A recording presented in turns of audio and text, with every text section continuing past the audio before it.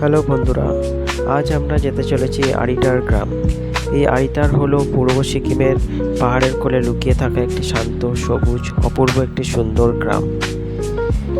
Pine বন আর সবুজে ঘেরা এই গ্রামটি সমুদ্রপৃষ্ঠ থেকে 4,600 ফুট উচ্চতায় অবস্থিত এবং হিমালয় এবং কাঞ্চনজঙ্ঘার অপূর্ব সুন্দর দৃশ্য উপভোগ করার জন্যে এটি একটি আদর্শ জায়গা।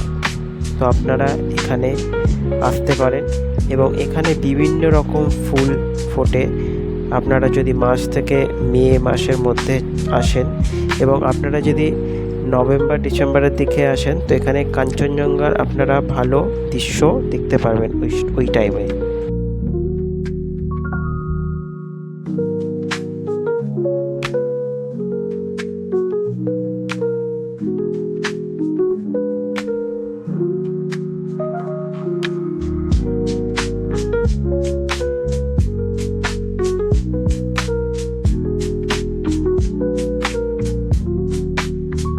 আমরা এখন বেরিয়ে পড়েছি শিলিগুড়িগাঁও থেকে আরিতার গ্রাম যাওয়ার উদ্দেশ্যে এবং রাস্তার দুধারে এরকম পাইন গাছ আপনারা দেখতে পাচ্ছেন এবং এরকম মেঘের খেলা দেখতে দেখতে আমরা পৌঁছে গেলাম ওয়েস্ট বেঙ্গল আর সিকিম বর্ডার।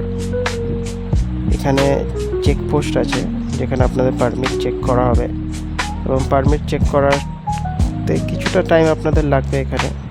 এবং তার সাথে সাথে আপনারা এখানে ঋষিখোলা যে নদীটি বয়ে যাচ্ছে নিচে দিয়ে কিছুটা সময় আপনারা কাটাতে পারেন যদি আপনাদের ঋষিখোলাতে যদি আপনাদের স্টে না থাকে।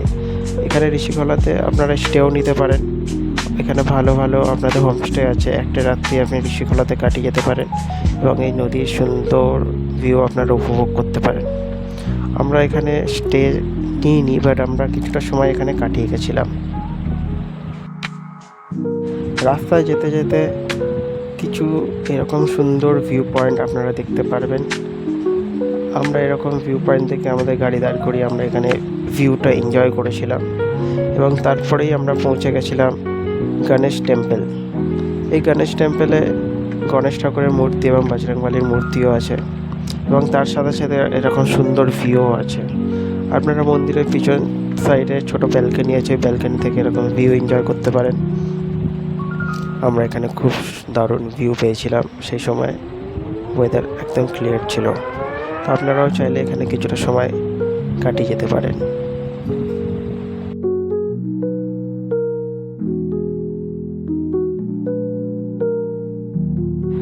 তারপরেই আমরা পৌঁছে গেছিলাম ম্যানকিম ভিউ পয়েন্টে। এই ম্যানকিম ভিউ পয়েন্ট হচ্ছে আরিটার থেকে কিছুটা আগেই এবং এই ভিউ পয়েন্টে পৌঁছানোর জন্য আপনাদেরকে একটু ট্রেক করতে হবে। ট্রেক করার পর আপনারা এরকম সুন্দর ভিউ পেয়ে যাবেন এবং নিচে দেখতে পাচ্ছেন আরিতার লেক আপনারা দেখতে পাবেন এবং এখানে একটি ছোট্ট মন্দির আছে।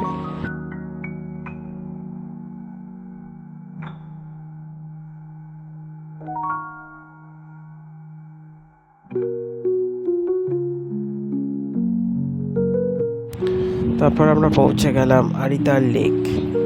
খুব সুন্দর একটি লেক, চারপাশে পাইন বন, পাইন গাছে ঘেরা এই লেকটি খুবই শান্ত ও নিরিবিলি। আপনারা চাইলে এখানে কিছুটা সময় কাটিয়ে যেতে পারেন এবং আমরাও এখানে কিছুটা সময় কাটিয়েছিলাম। আমাদের সাথে সাথে দেখতে পাচ্ছেন সুন্দর পোষ্য কুকুরটিও আমাদের সাথে সাথে ঘুরছিল। খুবই দারুণ একটি জায়গা। দেখতে দেখতে আমরা আমাদের আজকের গন্তব্যস্থল আরিটার গ্রামে পৌঁছে গেছি এবং পৌঁছানোর সাথে সাথেই দেখতে পাচ্ছেন আমাদের হোটেলে একটি পোষ্য কুকুর ছিল, সে আমাদের স্বাগত জানাচ্ছে। গ্রামের মধ্যে প্রত্যেকের বাড়িতে নিজস্ব জমিতে এরা নিজেদের মতন করে চাষবাস করে। হোটেলের মধ্যে এরকম একটি সুন্দর বেরোনোর জায়গা আপনারা পেয়ে যাবেন যেখানে আশেপাশে এরকম সবজি চাষ হয়। এরকম সুন্দর সুন্দর ফুল ফুটে আছে, আপনারা দেখতে পারবেন। মার্চ থেকে মে মাসের মধ্যে এখানে সুন্দর সুন্দর ফুল এখানে ফোটে।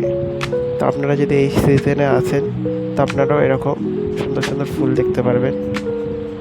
এবং আপনারা দেখুন হোটেলের বাইরেটা একটি লন টাইপের আছে, যেখানে আপনারা বসে ফ্যামিলির সাথে বন্ধুদের সাথে আড্ডা মারতে পারবেন।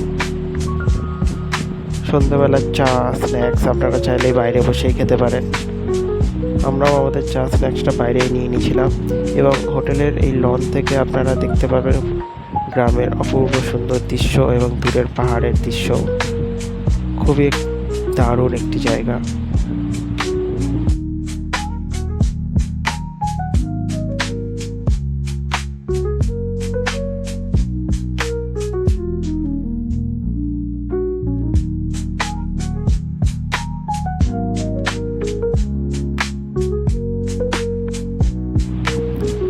দুপুরের খাবার কমপ্লিট করে আমরা বিকাল বিকাল বেরিয়ে পড়েছিলাম ইয়ারিটার গ্রামটি একটু ঘুরে দেখতে। এবং আপনারাও দেখুন কি সুন্দর পরিষ্কার গোছানো একটি গ্রাম। বাড়ি ঘরগুলি খুবই সুন্দর, একদম পুরো পারফেক্টভাবে সাজানো গ্রাম যাকে বলে। প্রত্যেকটি বাড়ি কি সুন্দরভাবে গোছানো, কোনো নোংরা কোনো আবর্জনা নেই।